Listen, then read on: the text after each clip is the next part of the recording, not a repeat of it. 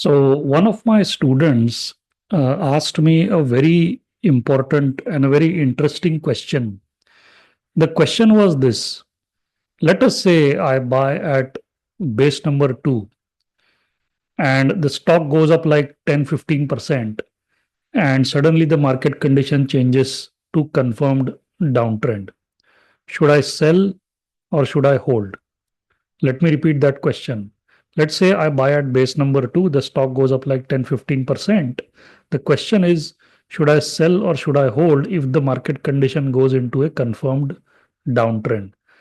Because when the market condition goes into a confirmed downtrend, people think that we have to sell everything, sit on cash, and wait till the market comes back into confirmed uptrend, or at least uptrend under pressure or rally attempt. That is not the way to approach. Let me explain. First thing to understand is there are five bases here. This is like a stage two stock. Normally, a stage two stock goes through five different bases. Base number one and two are early stage investable bases. Base number three is a tradable base. Base four and five are late stage bases. There are stocks where I have seen base number 9, base number 10 also, but those are rare cases. Generally, a stage 2 confirmed uptrending stock will have five identifiable bases on the chart, and the distance between base 1 and base 5 approximately is 18 to 24 months. Okay, so what you see on this chart is roughly 18 to 24 months. Now, coming back to the question, when you buy, let's say at base 2, the stock is up, let's say 15%, and the market condition has changed to confirmed downtrend. There are two different questions that you can ask yourself. Question number one: should I sell or should I hold? Question number two: how much risk am I sitting on here? Now, if you carefully look at question number one and question number two, question number one gives you a binary answer. It is either yes or no. It's either you sell or you hold on to the stock. However, if you look at question number two, question number two opens up a lot of options for you. So, for example, the stock goes up 15%, right? The market goes into a confirmed downtrend. Tell me, what does that do to your risk? Does it increase your risk or does it reduce your risk? Of course, it increases your risk, right?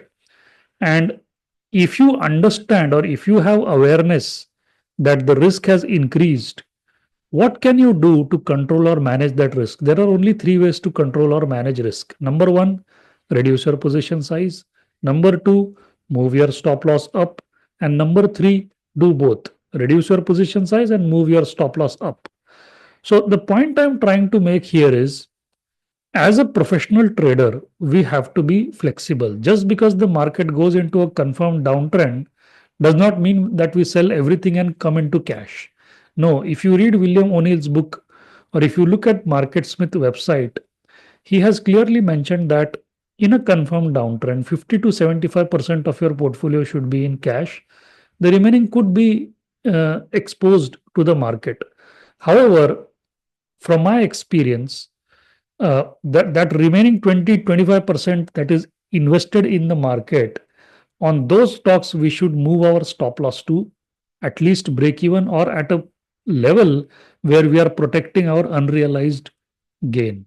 That is my input to what William O'Neill is trying to say, because a confirmed downtrend is very risky for people who are only into buying stocks, the long only kind of traders, the positional traders.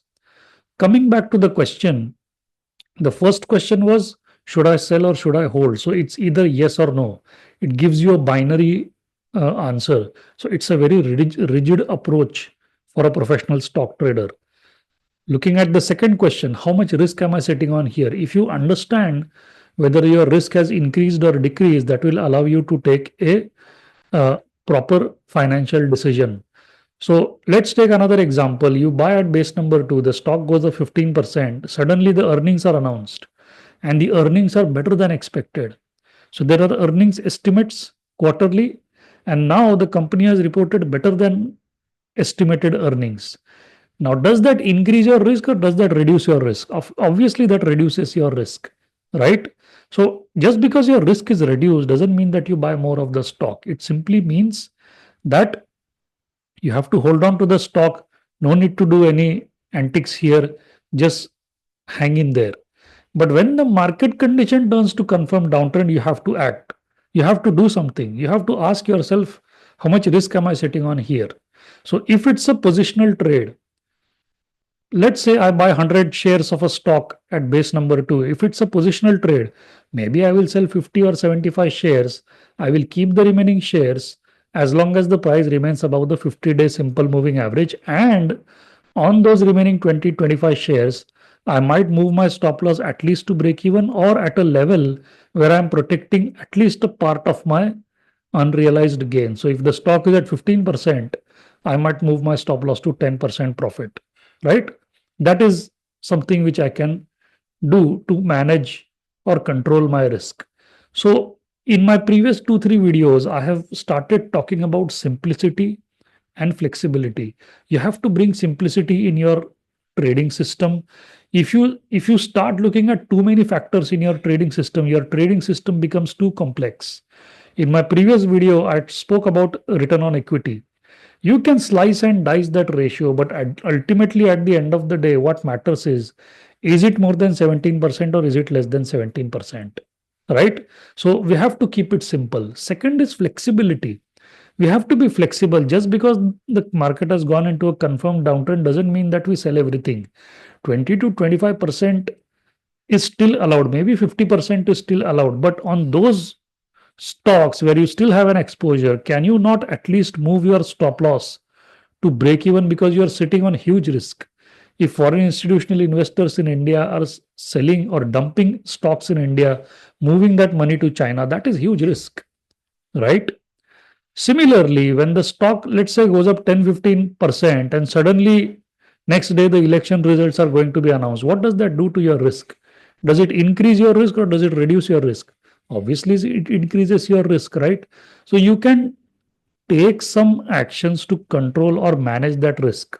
So the point here is be flexible, trade with the awareness of how much risk are you sitting on. Once you have awareness, only then you will take the right course of action. Awareness precedes course of action. Remember that. Okay. Thank you so much.